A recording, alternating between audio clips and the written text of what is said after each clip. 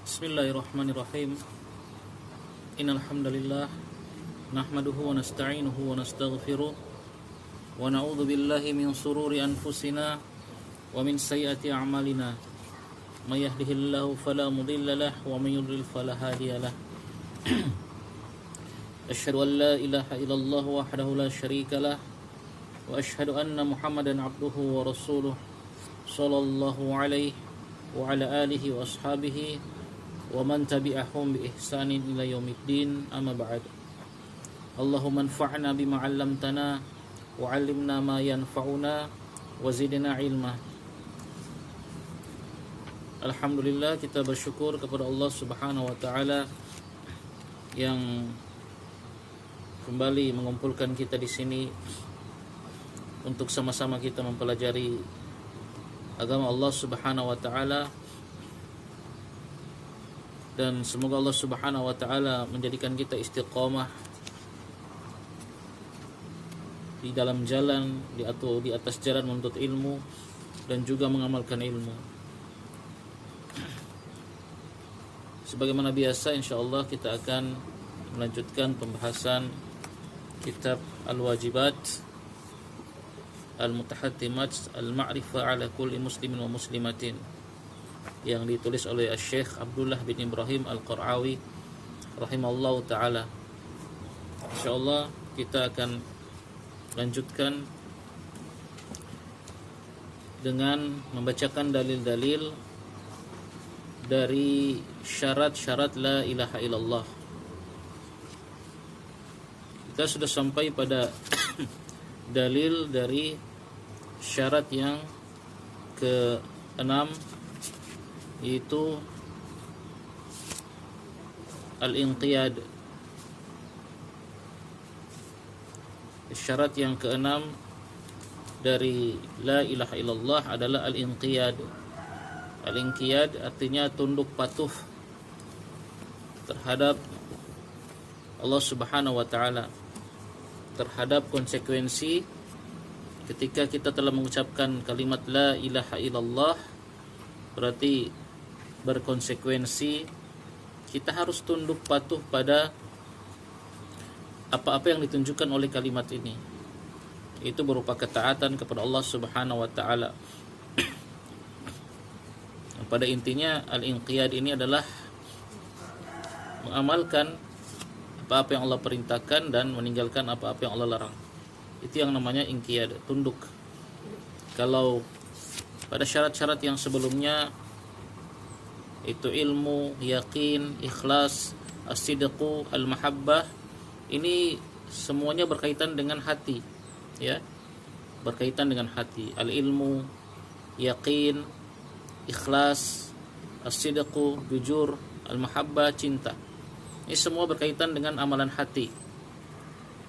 Nah, yang keenam ini adalah inqiyad. Dia berkaitan dengan amal jawarih, dengan perbuatan. Karena sebagian orang mungkin meyakini atau menganggap dengan mengucapkan la ilaha illallah saja sudah cukup, meyakini dengan hati sudah cukup, sehingga mereka meninggalkan amal atau tidak maksimal dalam beramal. Karena menganggap cukup dengan melafadzkan la ilaha illallah, meyakini dalam hati tanpa beramal. Nah, ini tentu kurang tepat. Maka didatangkan syarat yang keenam ini, yaitu inqiyad. Berkata penulis, kita bacakan dalilnya di halaman 14. Qala al-musannifu rahimahullahu ta'ala wa dalilul inqiyadi, dan dalil al-inqiyad lima dalla alaihi atas apa-apa yang ditunjukkan olehnya, yaitu qauluhu, firman Allah Subhanahu wa ta'ala, wa anibu ila rabbikum wa aslimu lahu. Wa anibu ila rabbikum wa aslimu lahu.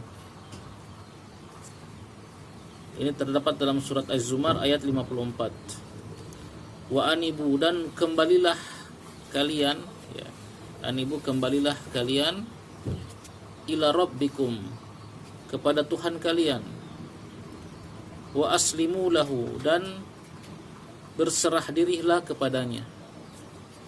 Dan berserah dirilah kepadanya, itu kepada Rabb kalian, kepada Allah Subhanahu wa ta'ala.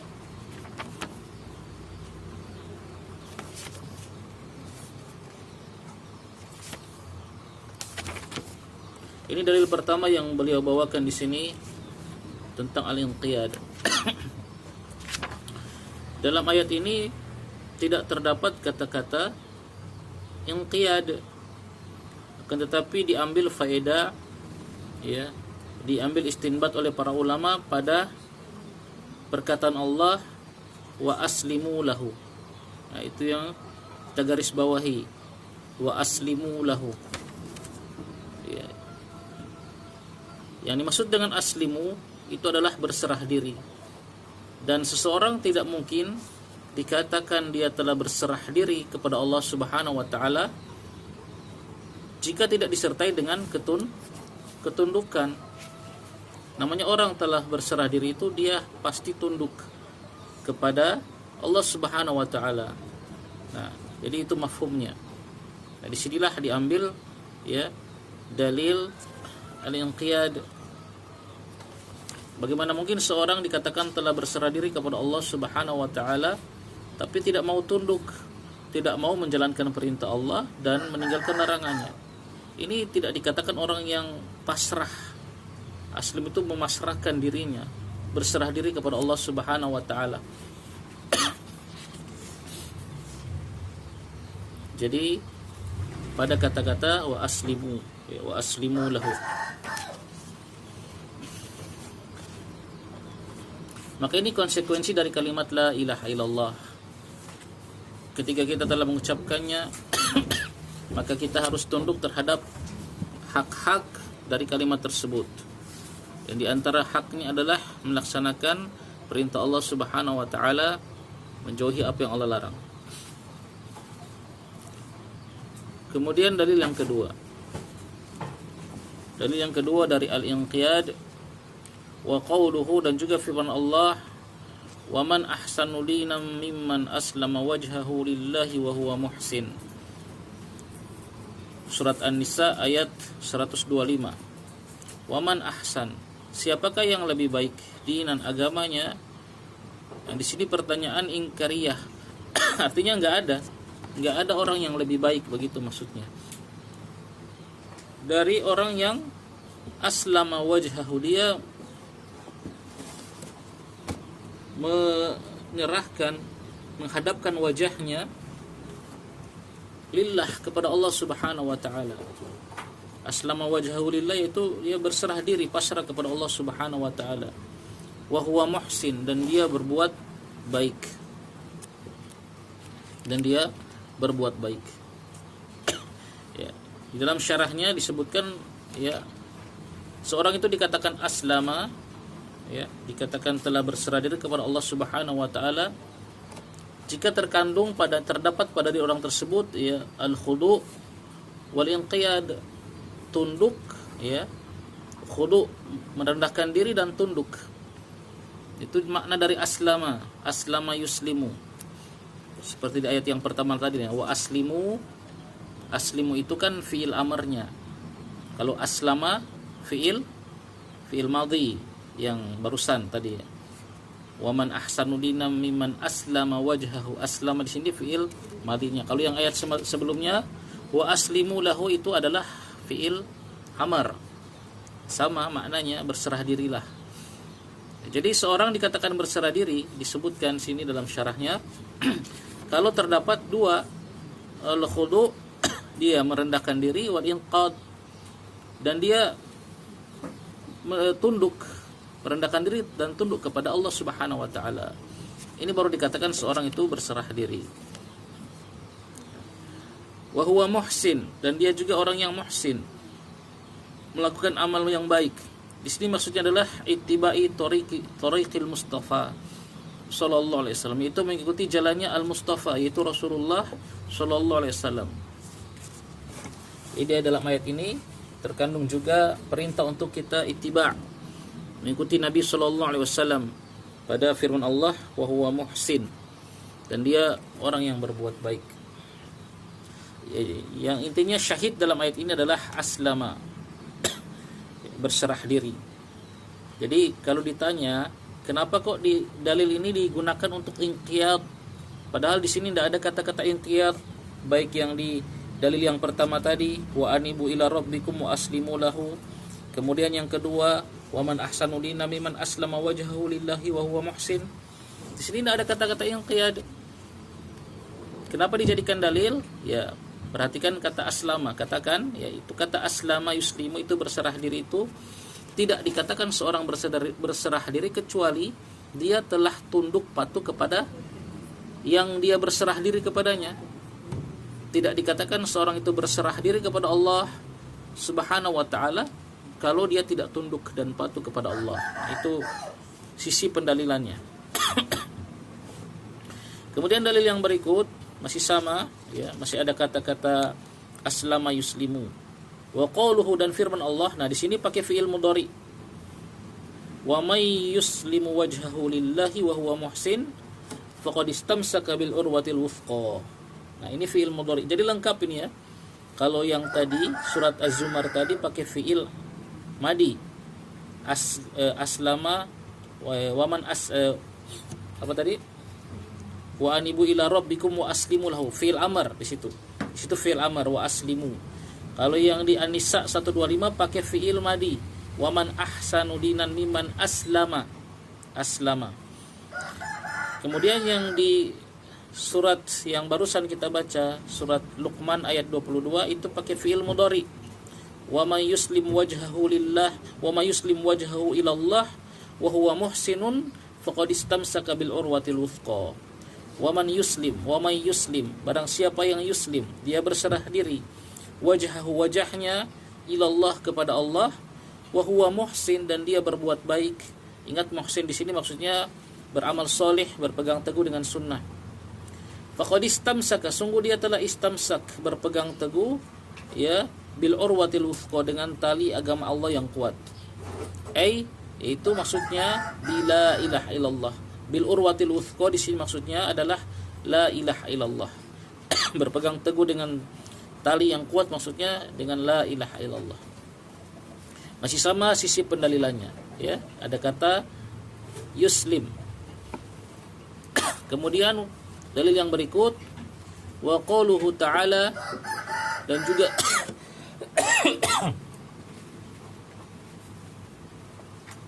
dan juga firman Allah Ta'ala. Dalil yang keempat ini ya, dari ayat Al-Quran, dari inqiyad. Firman Allah Ta'ala, fala wa rabbika la yu'minuna hatta yuhakkimuka fima shajara bainahum thumma la yajidu fi anfusihim harajan mimma qadaita wa yusallimu taslima. Allah Subhanahu wa ta'ala berfirman, fala, maka tidak, wa rabbika, demi Rabbmu, la yu'minuna, mereka tidak beriman. Allah mengatakan mereka tidak beriman hatta, sampai. Nah, di sini akan disebutkan ciri-ciri yang membedakan orang-orang yang benar-benar beriman dengan orang yang tidak beriman, atau orang yang imannya kurang.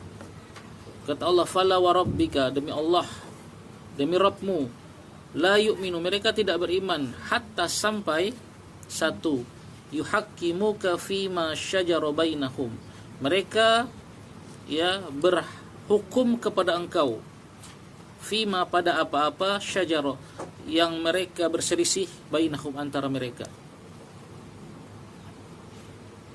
Yang pertama, ciri-ciri orang beriman menjadikan, ya, hukum Allah Subhanahu wa ta'ala sebagai penentu apa yang mereka perselisihkan di antara mereka, sampai mereka menjadikan Rasulullah sallallahu alaihi wasallam sebagai, ya, satu-satunya orang yang menghukumi apa yang mereka perselisihkan.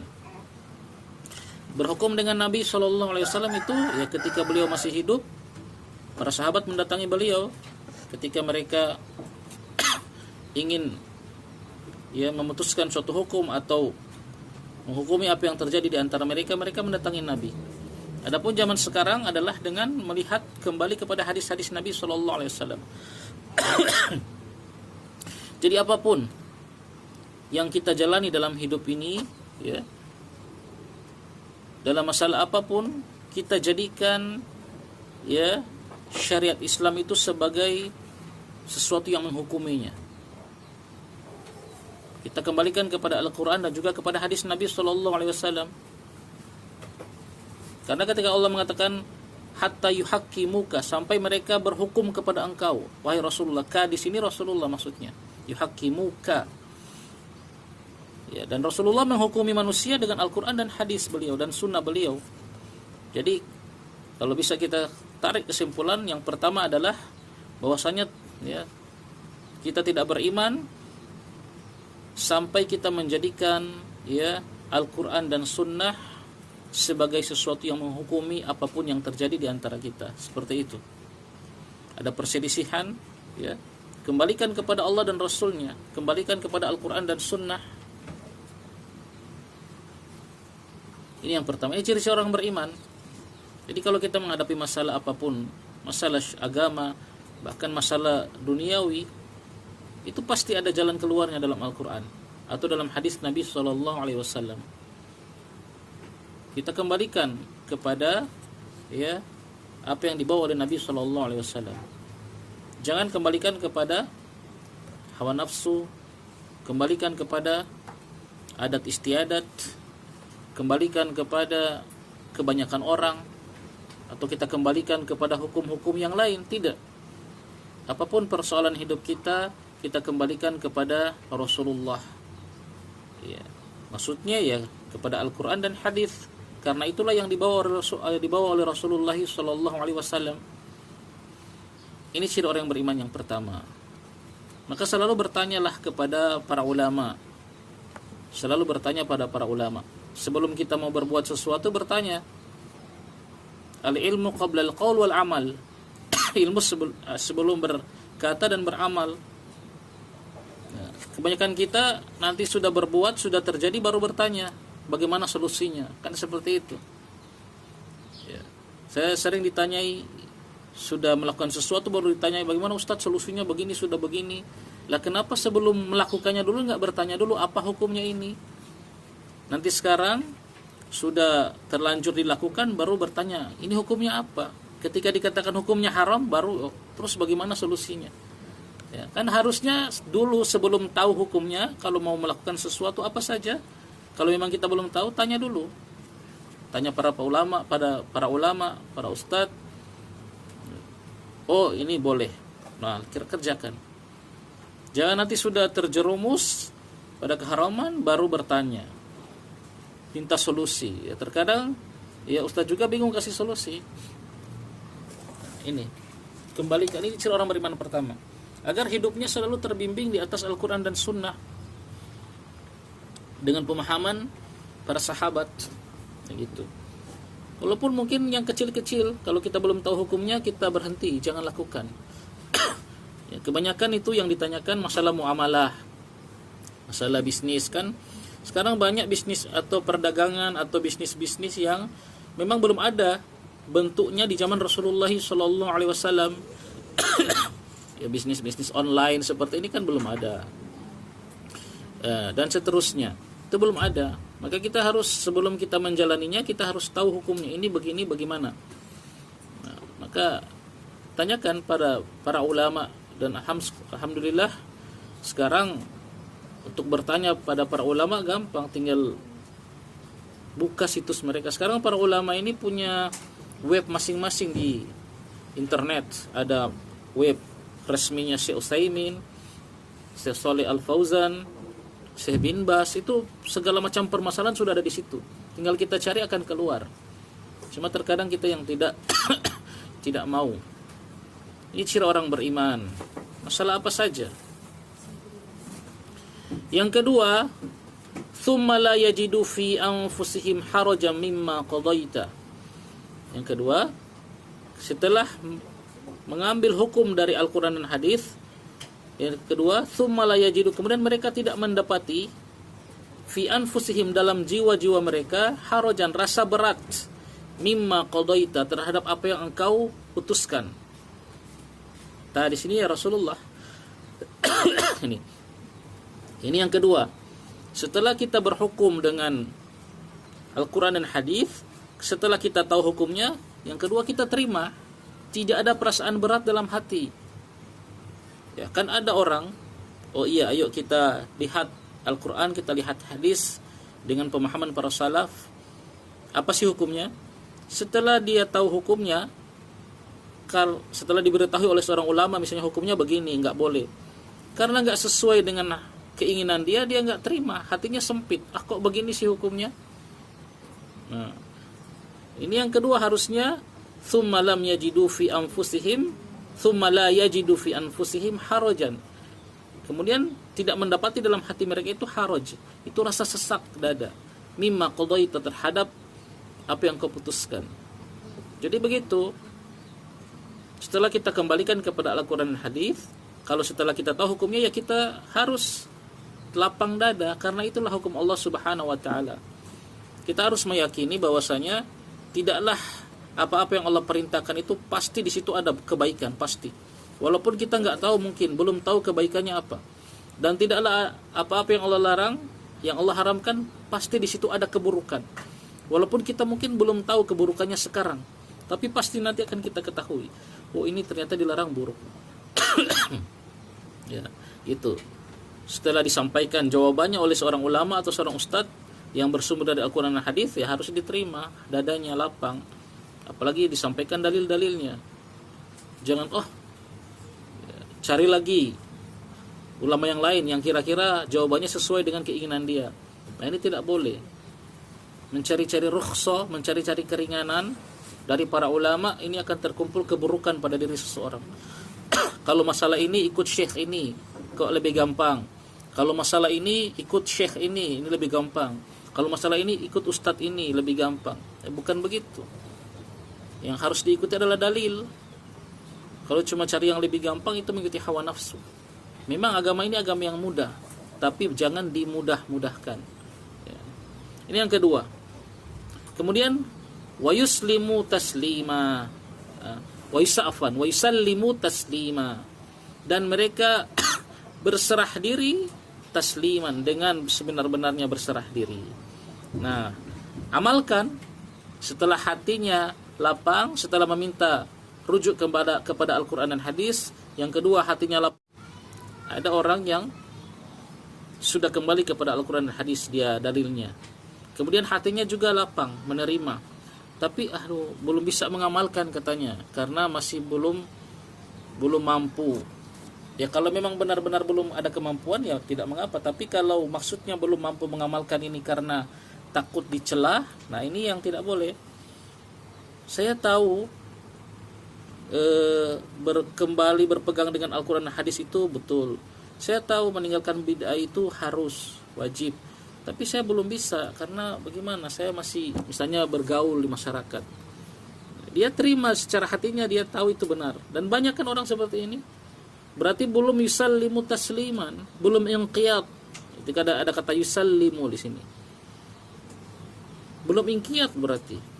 Saya tahu pakai jilbab besar itu yang menutupi aurat seluruh, yang longgar, itu betul, saya tahu harusnya begitu. Tapi bagaimana kalau saya sudah begitu nanti dianggap begini begitu oleh masyarakat. Nah, ini belum yusallimu taslima. Dia baru sampai di yang kedua tadi.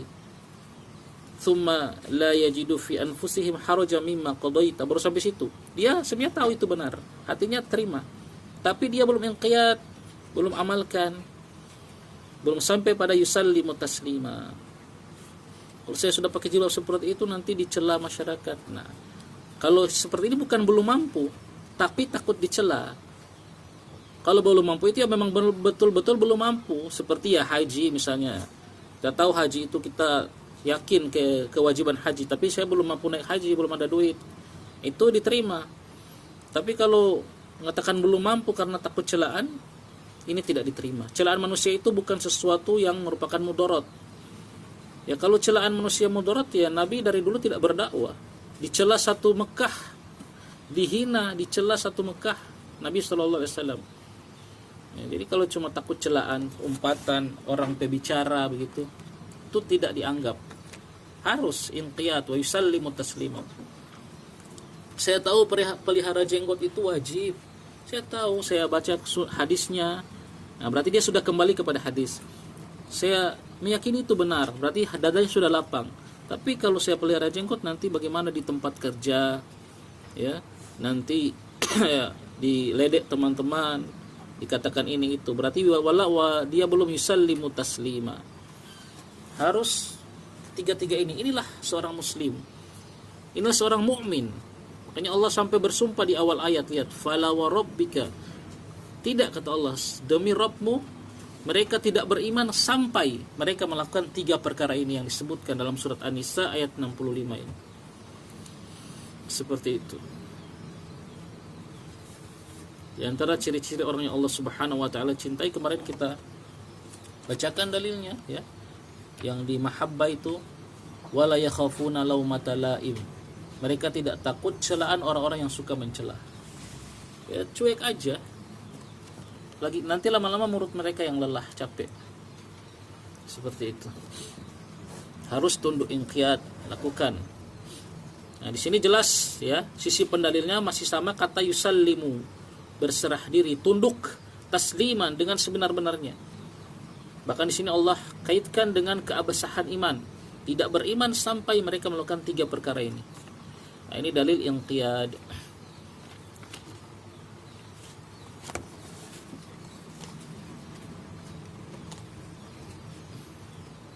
Nah, kemudian dalil yang terakhir dari inqiyad adalah dari hadis Nabi sallallahu alaihi wasallam. Wa minas sunnati, dan dari sunnah, qauluhu sallallahu alaihi wasallam, sabda beliau sallallahu alaihi wasallam, la yu'minu ahadukum hatta yakuna hawahu taba'an lima ji'tu bih.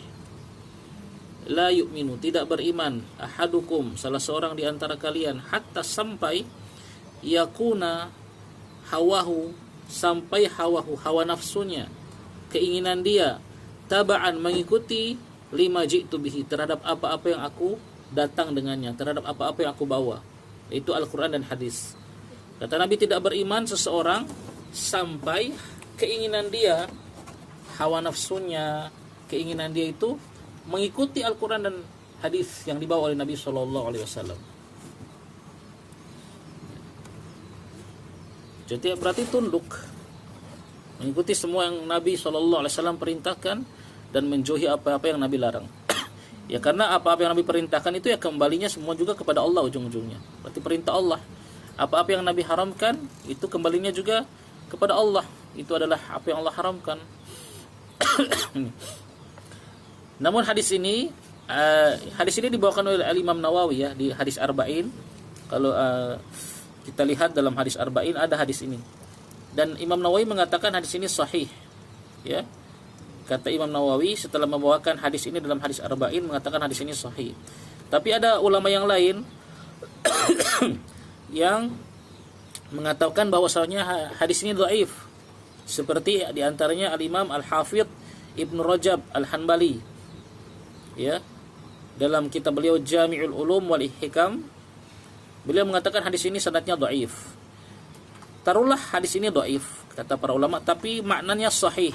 Makna dari hadis ini sahih, artinya iman kita tidak sempurna sampai benar-benar keinginan kita itu mengikuti apa yang Nabi bawa.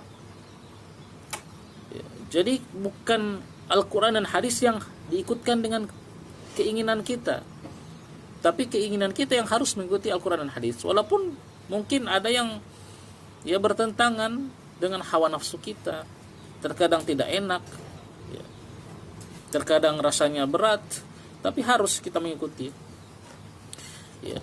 Karena banyak ayat-ayat yang mendukung hadis ini, mendukung makna hadis ini, walaupun hadisnya dhaif. Ya, salah satunya ayat yang tadi yang kita baca, yang surat An-Nisa barusan tadi. Juga ada hadis lain, Nabi SAW pernah bersabda, ya, la yu'minu ahadukum hatta akuna ahabbu ilaih min nafsihi wa waladihi wan nasi ajma'in. Tidak beriman salah seorang di antara kalian sampai aku lebih dia cintai dari dirinya sendiri dan dari anaknya, ya, dan dari manusia seluruhnya. Berarti ini benar-benar kita tunduk, ya, kepada Nabi Shallallahu Alaihi Wasallam. Nah, ini dalil-dalil tentang inqiyad. Intinya dari inqiyad ini, ibu-ibu, barakallahu fikunna, kita, hati kita, ya, seluruh jiwa dan raga kita itu benar-benar harus tunduk kepada syariat Allah, tunduk kepada Al-Quran dan hadis dengan pemahaman para salaf, para sahabat. Walaupun di dalam ketundukan tersebut kita akan mendapati perkara-perkara yang bertentangan dengan keinginan kita. Kita ingin ke timur misalnya, Al-Quran dan hadis suruh kita ke barat. Kita ingin ke selatan, Al-Quran dan hadis menyuruh kita ke selatan, lawannya apa ya? Utara. Gitu. Nah, yang kita ikuti mana? Di sini ujian keimanan. Makanya ingat ayat tadi, ibu-ibu. Kalau kira-kira ada Al-Quran dan hadis, terus kok kita mau memilih jalan yang lain, langsung kita istighfar dan kita ingat ayat tadi, fala wa rabbika la yu'minuna hatta yuhaqqimuka fima syajara bainahum thumma la yajidu fi anfusihim harajan mimma qadaita wa yusallimu taslima. Coba hafalkan ini dengan, walaupun pendek, ya, hafalkan. Walaupun pendek, faedahnya besar sekali. Kalau kita kira-kira, kan manusia, ya, semua kita, saya, antuna dan semua muslim, pasti ada terkadang hawa nafsunya mendorong untuk berbuat sesuatu yang bertentangan dengan Al-Quran dan hadis. Pasti ada itu. Ini kok saya lebih senang ini, ya, berdasarkan hawa nafsu. Nah, ingat ayat ini. Itu insya Allah akan menjadi rem bagi kita untuk, ya, jangan sampai kita melakukan perkara yang bertentangan dengan Allah dan Rasulnya. Ini inqiyad. Banyak sekarang, ya, kaum muslimin yang, ya, dia Islam, misalkan la ilaha illallah, tapi tidak ada ketundukan, tidak ada inqiyad, ini tidak terdapat pada dirinya. Baik inqiyad itu secara keseluruhan, kalau inqiyadnya itu total, tidak mau tunduk sama sekali, meninggalkan seluruh apa-apa yang Allah perintahkan itu, maka ini bisa kafir.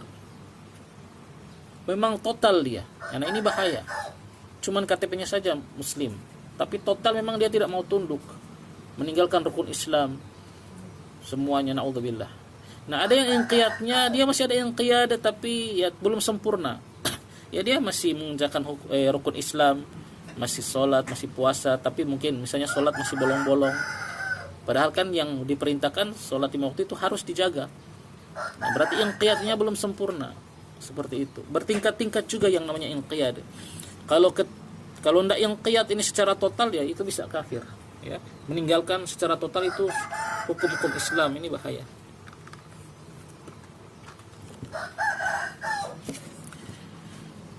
Kemudian kita masuk pada syarat yang terakhir, al-qabul, menerima.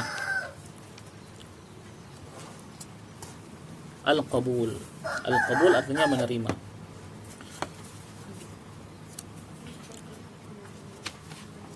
Dalilnya wa qauluhu ta'ala, dan firman Allah Ta'ala, wa kadzalika ma arsalna min qablika fi qaryatin min nadhirin illa qala mutrafuha inna wajadna aba'ana ala ummah wa inna ala atharihim muqtadun. Qala awalau ji'tukum bi ahda mimma wajadtum alaihi aba'akum qalu inna bima ursiltum bihi kafirun fantaqamna minhum fanzur kaifa kana aqibatul mukadzibin. Surat Az-Zukhruf ayat 23 sampai 25. Dalil al-qabul, harus menerima kalimat ini, la ilaha illallah. Ya, kalau la ilaha illallah itu berarti representasi dari seluruh syariat Islam. berarti harus menerima seluruh syariat Islam adalah firman Allah, wa kadzalika, dan demikianlah, tidaklah, di sini manafi, arsalna, kami mengutus, min qablika, sebelum engkau wahai Muhammad, fi qaryatin, dalam sebuah negeri, min nadhirin, dari seorang rasul, seorang pemberi peringatan. Tidaklah kami mengutus seorang pemberi peringatan dalam sebuah negeri, illa qala mutrafuha, kecuali qala, berkata, mutrafuha, orang-orang yang mereka itu menyombongkan diri di negeri tersebut. Biasanya orang-orang yang kuat, para pejabatnya, para pemimpinnya, itu biasa yang lebih dulu menolak dakwah itu biasanya ya orang-orang yang punya jabatan, orang-orang yang punya harta, meskipun ini tidak semua ya, tidak semua. Kenapa? Karena mereka sombong, biasanya begitu. Yang punya harta, punya jabatan itu biasanya sombong, tidak merasa butuh dengan agama, seperti itu. Kayak Allah mengatakan apa? Kalla innal insana la yatgha ar-ra'ahu istaghna. Surat apa itu? Iqra. Sekali-kali tidak. Sesungguhnya manusia itu la yatgha, dia melampaui batas. Ar-ra'ahu istaghna, karena dia melihat dirinya serba cukup. Itu. Orang yang melihat dirinya serba cukup itu biasanya melampaui batas, sombong, ya, tidak merasa butuh dengan agama. Kenapa? Dia lihat dia serba cukup, misalnya cukup dunianya, cukup kesehatannya, cukup kepemimpinannya. Ya meskipun tidak semua, ini kan kaidah secara umum. Masih banyak juga orang kaya yang tawadhu, masih banyak juga pemimpin-pemimpin yang tawadhu banyak. Nah, begitu. Nah, inilah kejadian di zaman dahulu sebelum Rasulullah SAW. Tidaklah seorang nabi diutus pasti akan didustakan oleh umatnya, dan yang lebih dulu mendustakan adalah mutrafuha, orang-orang yang dianggap ya besar, yang menyombongkan diri di negeri tersebut. Apa kata mereka? Inna, sesungguhnya kami, wajadna, kami menemukan, aba'ana, bapak-bapak kami, nenek moyang kami, ala ummah, berada di satu ummah, maksudnya berada di satu milah, satu agama. Ummah di sini maksudnya agama. Jadi ummah itu dalam Al-Quran banyak sekali maknanya, berbeda-beda. Harus kita lihat tafsirnya. Jadi kami menjawab mereka kepada para rasul tadi, para nadhir, para pemberi peringatan, ya kami mendapati bapak-bapak kami itu memiliki satu agama. Wa inna, dan kami ala atharihim, atas jejak mereka, muqtadun, kami berpegang teguh. Artinya ya kami akan ikuti agama bapak kami, ya, yang syirik, yang musyrik. Qala, maka para pemberi peringatan, para nabi itu mengatakan, awalau ji'tukum, apakah kalian tetap akan mengikuti bapak-bapak kalian? Walau, meskipun ji'tukum, saya mendatangi kalian, bi'ahda, dengan sesuatu yang lebih berada di atas petunjuk, mimma wajadtum, dari apa-apa yang kalian temui alaihi, atasnya bapak-bapak kalian. Ya, kalian masih mau nolak juga, meskipun yang aku bawa ini adalah sesuatu yang benar-benar berada di atas petunjuk Allah, tauhid, sementara bapak-bapak kalian itu berada di atas kesyirikan. Kalian tetap mau ikut bapak-bapak kalian? Apa kata mereka? Qalu, mereka mengatakan, inna, sesungguhnya kami, bima ursiltum bihi kafirun, terhadap apa-apa yang kalian diutus dengannya kafirun. Nah, mereka tolak mentah-mentah. Ya, kami kafir atas apa yang kalian bawa itu. Fantaqamna minhum, maka intiqam, kami siksa mereka. Ini sudah perkataan Allah ya. Tadi kan percakapan antara Nabi dan umatnya. Fantaqamna minhum, kata Allah, maka kami siksa mereka. Ya, umat yang sebelum Nabi SAW. Silakan baca ya. Umat-umat terdahulu disiksa, langsung diazab oleh Allah, langsung dihilangkan semua. Ya, kaum Ad, kaum Thamud, ya, umatnya Nabi Nuh langsung hilang. Jadi salah satu keistimewaan Nabi SAW adalah Allah tidak akan langsung menghilangkan umatnya. Maksudnya umatnya Nabi ini karena berbuat dosa langsung hilang semua orang-orang yang berdosanya, sebagaimana umat-umat terdahulu, tidak. Itu keistimewaan Nabi. Umat terdahulu tidak. Lalu ketika menolak, langsung Allah bumi hanguskan, langsung dihancurkan oleh Allah. Kaumnya Nabi Lot misalnya. Fanzur, maka lihatlah, kata Allah, kaifa, bagaimana, kana aqibatu, bagaimana kesudahan al-mukadzibin, orang-orang yang mendustakan ya kalimat la ilaha illallah. Intinya di sini mereka menolak. Ya kan kita baca kisah ini. Ya, di sini ada penolakan dari orang-orang itu, umat-umat terdahulu. Meskipun sampai sekarang lihat masih banyak kan yang menolak. Apa-apa yang terdapat pada umat terdahulu itu semuanya terdapat pada umat Nabi SAW. Perbuatan liwat, ya, yang dilakukan oleh umatnya Nabi Lut, ada tidak sekarang? Ada. Perbuatan syirik ada, menyembah berhala ada. Tapi itu Nabi Allah tidak langsung hancurkan mereka. Dia dibiarkan sampai hari kiamat nanti. Kalau umat terdahulu langsung, umatnya Nabi Lut sudah langsung selamatkan Nabi Lut dan orang-orang beriman, umatnya dihancurkan oleh Allah. Umatnya kaum Ad, ya, Nabi Hud dan orang-orang beriman diselamatkan, suruh keluar dari kampungnya, langsung diazab. Ya, semua begitu. Nabi Nuh apalagi langsung habis banjir. Ya, tapi umatnya Nabi Muhammad, meskipun banyak sekali yang terdapat pada umat-umat terdahulu ada pada umatnya Nabi ini, Nabi Muhammad SAW, tapi tidak langsung Allah hancurkan, habiskan. Ini keistimewaan Nabi SAW. Allah tangguhkan, diberikan kesempatan untuk bertobat, ya, diberikan kesempatan untuk bertobat karena ya, kita ini umat yang istimewa, umatnya Nabi SAW. Ditangguhkan azabnya nanti hari kiamat. Kalaupun diazab tidak seluruhnya, ya kan? Mungkin ada satu kampung yang durhaka Allah azab, tapi tidak seluruhnya.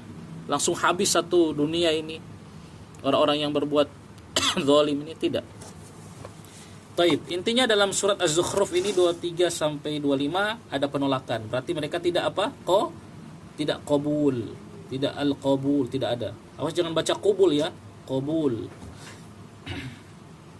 Dan juga firman Allah subhanahu wa ta'ala, innahum kanu idza qila lahum la ilaha illallah yastakbirun wa yaquluna a inna latariku alihatina lisyairim majnun.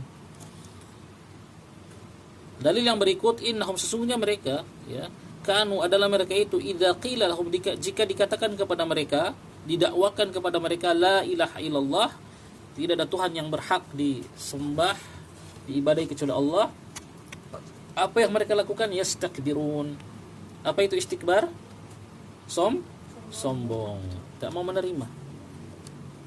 Makanya pengikut Nabi dahulu itu orang-orang lemah, orang-orang miskin, yang pertama kali. Cuma Abu Bakar saja yang orang kaya. Kebanyakan orang miskin dan orang budak. Ketika Nabi pertama berdakwah di Mekah, yang pertama menerima dakwah Nabi siapa? Khadijah radhiyallahu anha, istri beliau, tentu orang terdekat. Kemudian Abu Bakar, sahabat terdekat, itu yang kaya. Kemudian setelah itu ya orang-orang yang budak, orang-orang miskin, semisal Bilal. Karena orang-orang miskin itu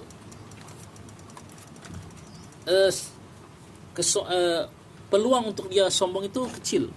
Meskipun mungkin ada orang miskin, udah miskin sombong lagi. Nah, tapi peluangnya kecil. Makanya mudah menerima dakwah. Nah, yang biasanya yang istikbar itu ada orang-orang yang memiliki ya, jabatan, kedudukan, harta. Ini mereka ketika diucapkan la ilaha illallah, maksudnya didakwakan, diajak mengucapkan la ilaha illallah, yastakbirun, mereka sombong. Wa yaquluna, dan mereka mengatakan a inna latariku, apakah kami harus meninggalkan alihatina, Tuhan-Tuhan kami, li syairin majnun, hanya demi seorang syair, penyair majnun. Apa itu majnun? Gila. Nabi ibu-ibu dibilang gila. Kalau kita cuma dibilang apa ya, kecil, Nabi dibilang penyihir gila. Nabi SAW dikatakan penyihir, tukang syair, gila lagi. Juga ada dikatakan sahir, perkataan penyihir. Wa ma huwa biqauli sahir, bukanlah Al-Quran itu perkataan seorang penyihir. Kenapa mereka menuduh Nabi penyihir?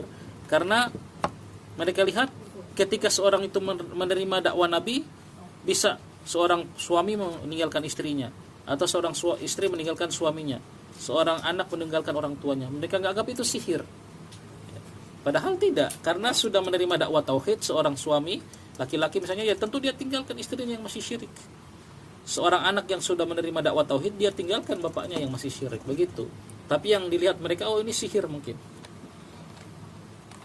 Ini surat As-Saffat ayat 35 sampai 36. Nah, di sini artinya ada juga penolakan gara-gara istikbar. Nah, jadi penolakan itu kalau dia yang ayat pertama tadi disebabkan apa? Dalam surat Az-Zukhruf, mengapa mereka tolak?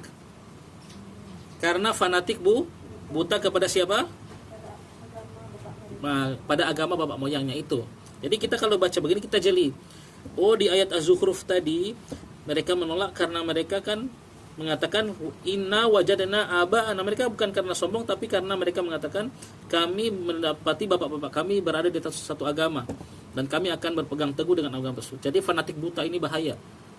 Fanatik buta kepada nenek moyang, kepada adat istiadat itu yang menjadi sebab terbesar seorang menolak dakwah Al-Quran dan Sunnah, menolak dakwah tauhid.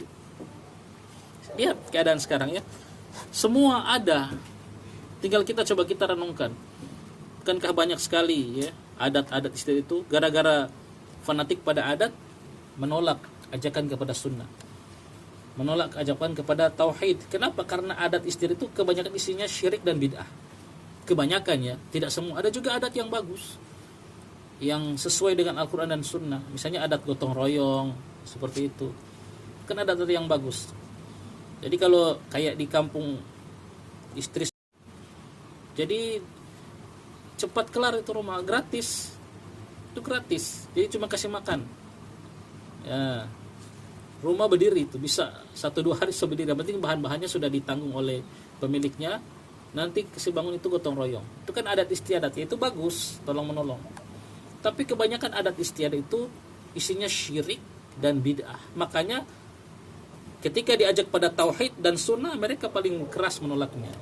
Ini lihat. Yang dalam surat Az-Zukhruf ini mereka menolak karena fanatik buta pada nenek moyang, pada adat istiadat. Yang kedua apa? Kenapa mereka menolak dalam surat As-Saffat tadi? Karena sombong. Ngapain kita terima dakwah ini dari seorang penyihir gila ini? Nah, kalau sekarang kan ngapain ini? Ya, WAH, A dan seterusnya. Nah, ngapain saya terima dakwah dari orang ini yang dia kesehariannya nggak punya apa-apa, cuma penjual di pasar misalnya begitu, atau cuma ini cuma itu, direndahkan seperti itu dai karena sombong. Hati-hati, sombong batarul haq wa ghamtun nas, kata Nabi. Sombong itu hakikatnya dia menolak kebenaran dan menghinakan manusia. Itu sombong. Jadi sombong itu bukan kaya, bukan kesana kemari naik mobil mewah, bukan. Meskipun dia kesana kemari naik mobil mewah, dia kaya, tapi dia menerima kebenaran. Kalau disampaikan yang benar dia terima, dan dia tidak pernah merendahkan manusia, berarti dia tawadu. Kan lawan sombong apa? Tawadu. Jadi itu sombong kesana kemari dengan mobil apa? Mobil mewah lah. Bukan. Ada orang dia naik mobil mewah tapi dia kalau dia duduk, kalau dia lagi santai duduk berhenti, dia baca Al-Quran, dia dengar ceramah hadis, dakwah, dengarkan hadis, itu berarti tawadu. Ada juga orang miskin tapi disampaikan kebenaran nggak mau terima, berarti sombong. Nah, jadi sombong itu dia menolak ini. Ini dalam ayat ini terkumpul pada orang musyrik sana. Pertama dia mengatakan apa? Mereka yastakbirun, mereka sombong. Kenapa? Mereka menolak ajakan la ilaha illallah. Ya, berarti menolak kebenaran, batarul haq. Kemudian mereka menghina Nabi sallallahu alaihi wasallam, syairil majnun. Nah, sudah menolak kebenaran dan menghinakan manusia. Sudah. Ini sudah komplit ini sombongnya. Menolak kebenaran dan menghinakan manusia. Batarul haq wa ghamtun nas. Sudah komplit sombongnya. Nah, intinya di sini adalah mereka tidak memiliki al-qabul, tidak menerima. Tidak ada penerimaan dari dakwah tauhid.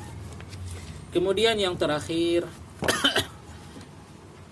dalil dari syarat-syarat la ilaha illallah atau dalil dari al-qabul yang terakhir adalah hadis Nabi sallallahu alaihi wasallam.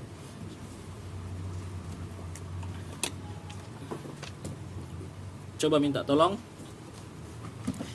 siapa? Tolong satu orang bacakan. Padahal tafadholi, siapa yang bisa baca hadisnya? Ada ini kan, itu ada harokatnya. Nah, silakan. Wa min as-sunnati ma thabata fi as-sahih an Abi Musa radhiyallahu anhu عن النبي صلى الله عليه وسلم قال مثل ما بعثني الله به من الهدى والعلم كمثل الغيث الكثير أصاب أرضا فكان منها ثرية قبلت الماء فأنبتت كلاء والعصب الكثير Wa fa'ambatil kala'ah, ya. Ada alif lam jadi jangan ditanwin. Maaf, terus وكانت منها أجادب أمسكت الماء فنفع الله بها الناس فشربوا وسقوا وزرعوا وأصاب منها طائفة أخرى إنما هي قيعان لا تمسك ماء ولا تنبت كلاء.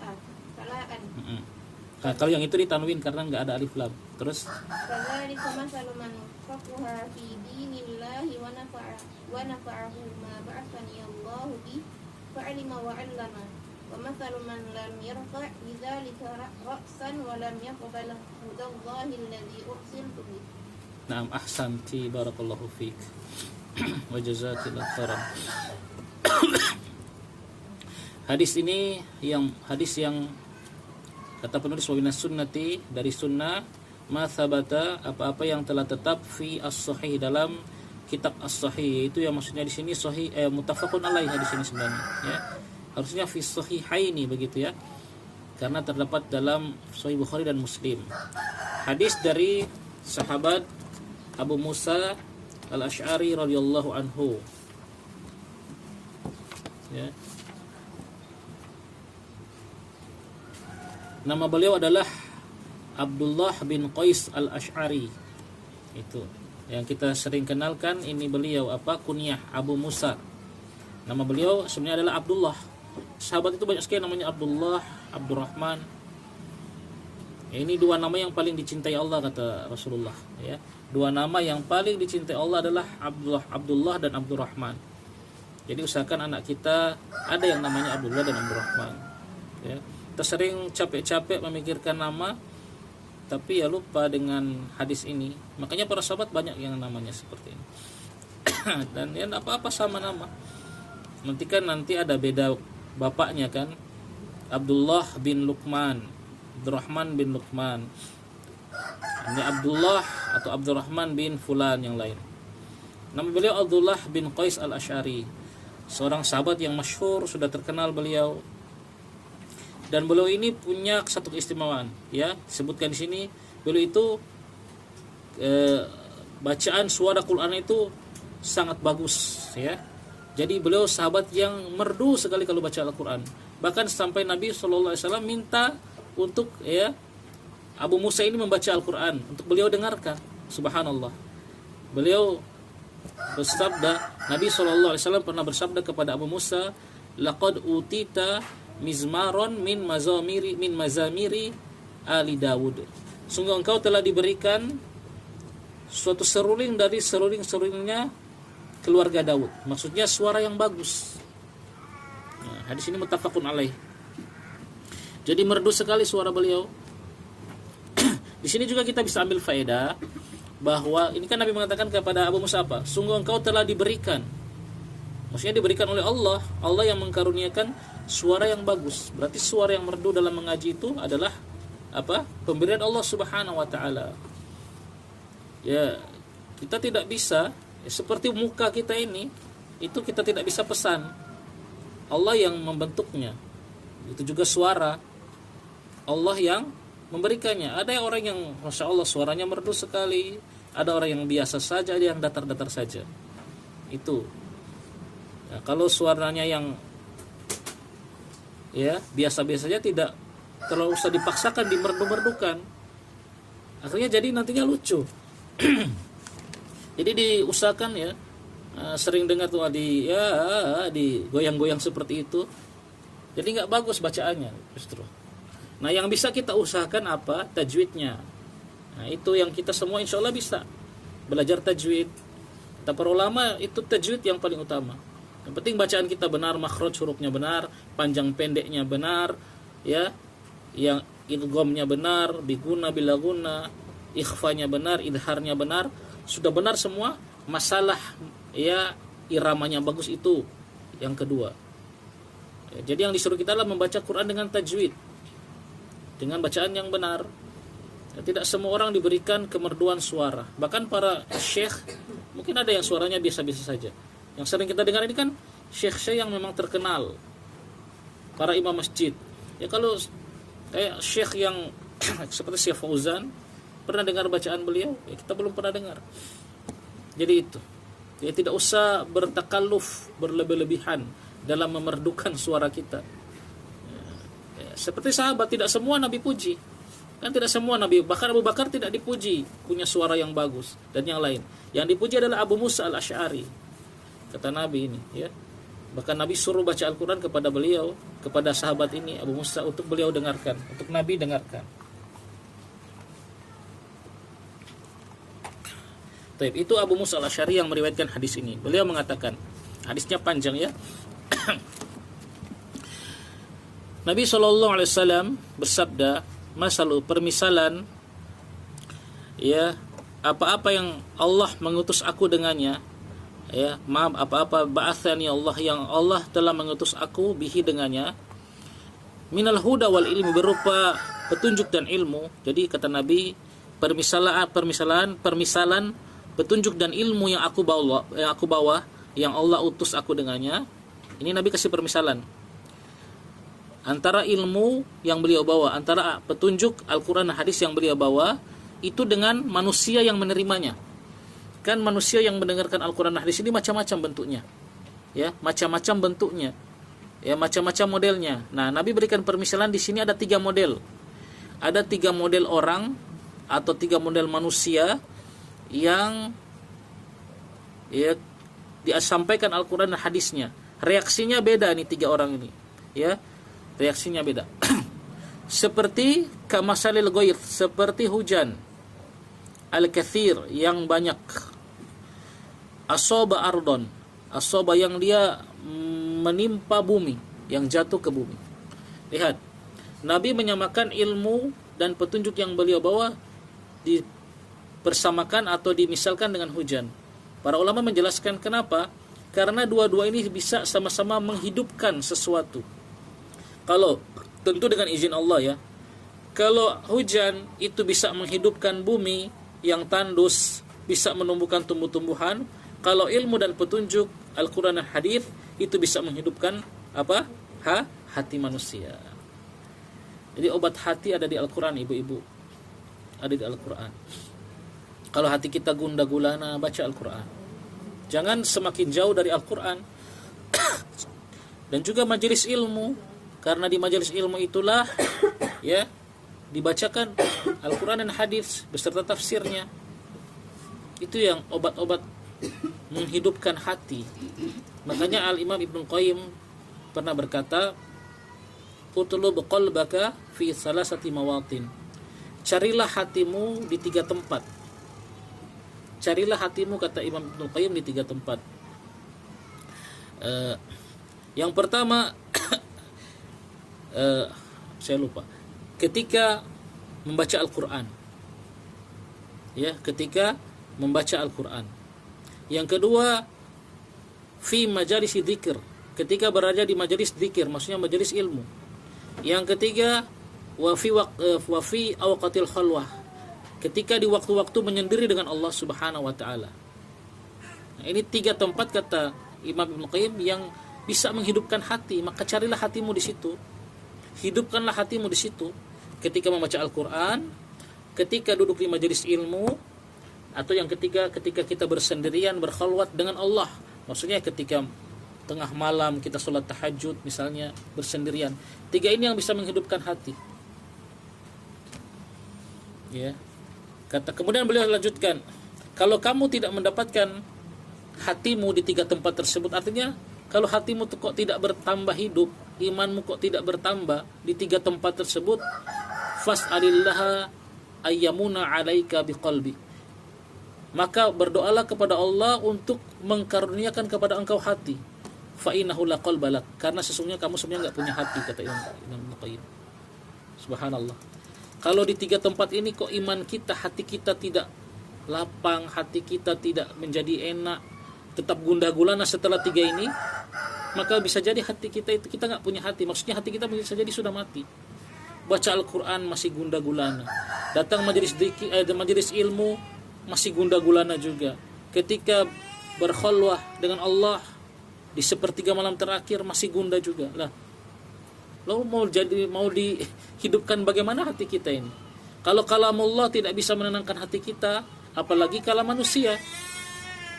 Kalau majelis ilmu tidak bisa menenangkan hati kita, apalagi majelis-majelis kelalaian, kumpul-kumpul, lebih guna lagi.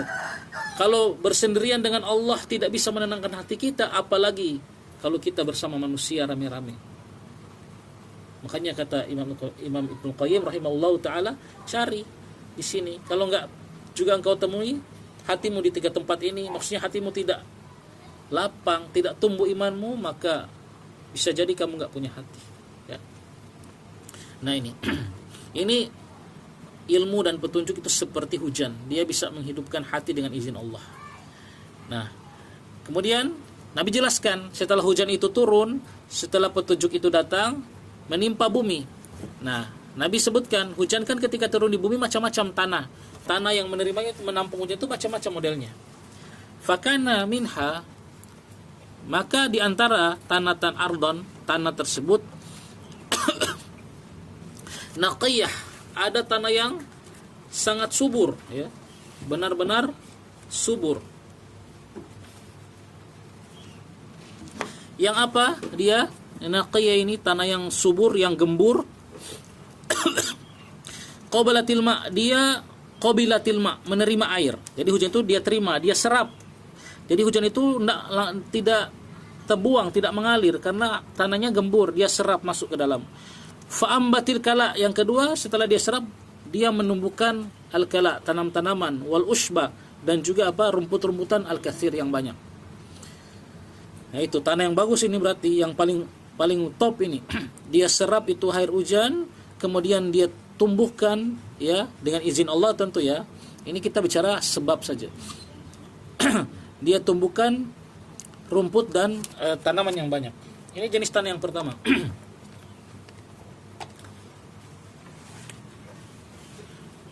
Wa kanat minha ajadib.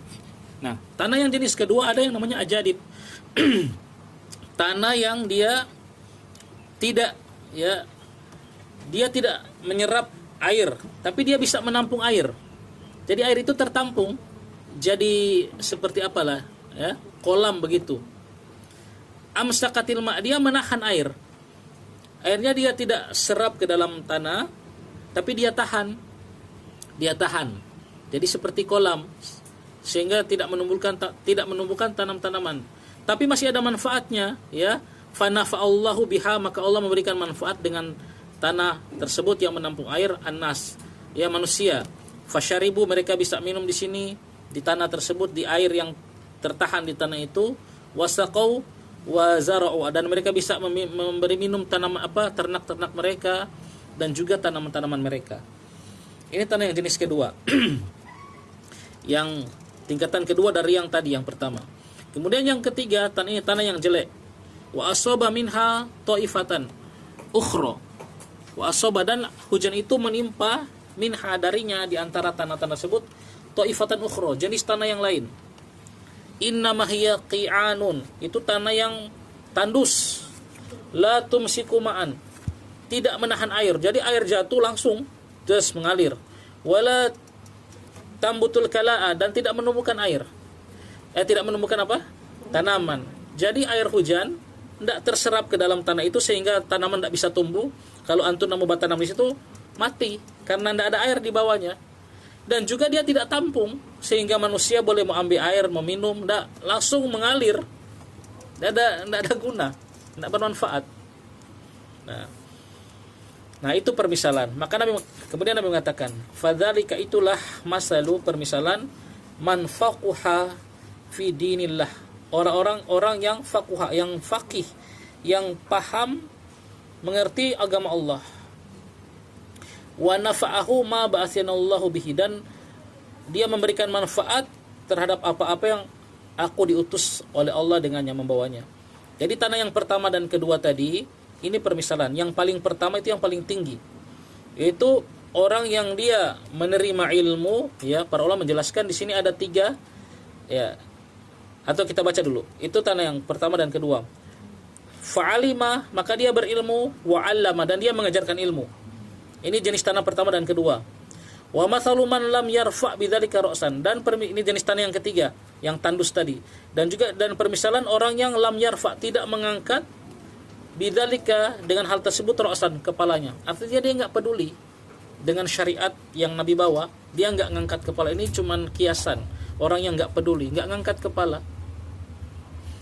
Kalau antuna bapanggil orang, dia cuek, dia diam, menunduk terus, enggak mengangkat kepalanya, enggak batengo, ya, enggak melirik. Itu kan orang yang cuek. Ini permisalannya seperti itu. Dia enggak peduli. Itu jenis tanda ketiga. Walam yaqbal huda, walam yaqbal hudallahi, dia tidak menerima petunjuk Allah, alladzi ursiltu bihi, yang aku diutus dengannya. Nah, ini 3 contoh tanah mewakili 3 contoh manusia. Para ulama menjelaskan di sini ada 3 golongan. Pertama, yang seorang ulama yang dia berilmu. Hujan, itu air hujan berupa ilmu tadi, dia serap. Berarti ilmunya dia serap kan? Dia punya ilmu. Kemudian diamalkan ilmunya tersebut. Diamalkan. Ya, bermanfaat bagi dia, menumbuhkan apa? Tanaman. Kemudian diajarkan. Nah, dia berilmu, dia amalkan ilmunya, kemudian diajarkan. Ini yang pertama, ini yang paling mantap ini, ya. Yang kedua, dia menerima ilmu tersebut. Ya, ulama juga orang berilmu, dia menerima, seorang yang menerima ilmu, kemudian dia mengamalkan, tapi dia hanya mengamalkan yang wajib-wajib saja. Tidak sebagaimana yang pertama tadi, tingkatan amalnya itu wajib, sunnah, diamalkan, kemudian dia tinggalkan yang haram maupun yang makruh. Kalau yang kedua ini, ya, dia menerima ilmu, tapi dia pengamalannya masih di bawah yang pertama tadi. Dan dia juga mengajarkan manusia. Ada manfaat, ya. Dia masih bisa mengajar manusia. Ya, kita minimal jadi yang kedua inilah. Ya.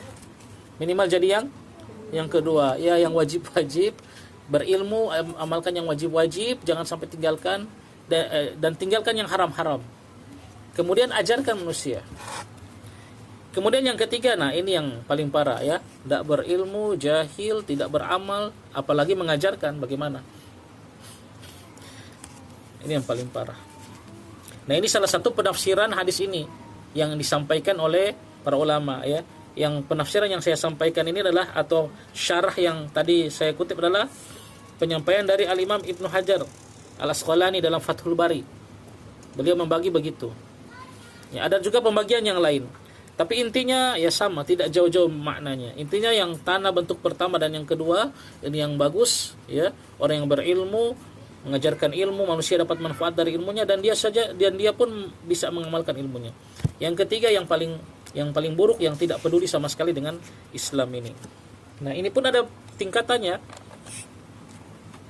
Kalau dia tidak peduli sama sekali, dia menolak semua, ya, tidak peduli kan seperti menolak. Ini bisa kufur. Pokoknya nggak peduli, nggak mau belajar. Dia tinggalkan rukun Islam karena tidak belajar. Ya, rukun iman dia tidak paham. Pokoknya benar-benar jahil dan tidak peduli. Ini bisa kufur. Ada yang ya ketidakpeduliannya itu masih rendah, ya. Ya, dia sholat, ya, dia lakukan rukun Islam, puasa, tapi terkadang ya terlalu peduli dengan tafsir perincian, tidak mau menuntut ilmu misalnya begitu. Ini tentu tidak kafir. Baik, nah ini hadis, ya, yang terakhir dalam bab ini. Intinya di sini ada yang kita garis bawahi adalah golongan ketiga. Kata Nabi mengatakan lam yaqbal huda, tidak menerima petunjuk. Berarti dia tidak qabul, ya. Tidak qabul, tidak menerima, ya, apa petunjuk yang Nabi bawa. Baik tidak menerima secara keseluruhan seperti orang kafir, ya. Orang kafir itu kan menolak, dia tidak terima secara keseluruhan, enggak mau masuk Islam. Ya, orang dia sudah Islam bersyahadat, tapi ada sebagian yang dia enggak terima, enggak mau. Nah, ini tentu ya berbeda hukumnya. Kemudian yang terakhir sebelum kita tutup, al-inqiyad dan qabul itu ada sedikit persamaan kan? Qabul kan menerima, inqiyad tunduk. Tapi dijelaskan, ya disebutkan dalam syarahnya bahwasanya inqiyad itu lebih spesial daripada qabul. Inqiyad itu lebih spesial daripada al-qabul, daripada menerima. Tunduk itu lebih spesial daripada menerima. Kenapa? Semua orang yang tunduk pada syariat Islam sudah pasti dia menerima syariat Islam. Ya kan, nggak mungkin. Ya. Kalau dia sudah inqiyad, sudah tunduk pada syariat Islam, itu menunjukkan dia sudah menerima. Tapi orang yang menerima syariat Islam belum tentu dia tunduk. Ya, seperti tadi kita jelaskan. Misalnya ada seorang yang tidak mau menutup aurat, dia terima syariat Islam, dia qabul, dia sudah bersyahadat dan dia terima, dia yakini kebenaran Islam. Tapi masih ada beberapa hukum Islam yang dia tidak inqiyad, yang dia tidak tunduk, ya, seperti tidak mau menutup aurat, tidak mau sholat bagi laki-laki, ya, tidak mau berhenti yang haram, ya. Dia sudah qabul Islam ini, dia terima, tapi tidak mau tunduk. Nah, ini para ulama menjelaskan seperti itu. Kalau orang yang sudah menerima belum tentu dia tunduk, tapi orang yang sudah tunduk sudah pasti dia menerima. Nah, ini ya sedikit ya faedah ya antara al-qabul dan al-inqiyad. Jadi kita yang paling utama al-inqiyad. Ya kalau kita sudah inqiyad ya sudah pasti kita qabul, menerima. Nah, baik ya, sudah 9:30. Alhamdulillah selesai pembahasan dalil-dalil kalimat la ilaha illallah. Insyaallah jelas ini ya. Mudah-mudahan bermanfaat bagi kita semua. Dan kita akhiri pertemuan untuk sekarang. Insyaallah nanti kita akan lanjutkan pada pertemuan yang akan datang. Subhanakallahumma wa bihamdika asyhadu an la ilaha illa anta astaghfiruka wa atubu ilaik. Assalamualaikum warahmatullahi wabarakatuh.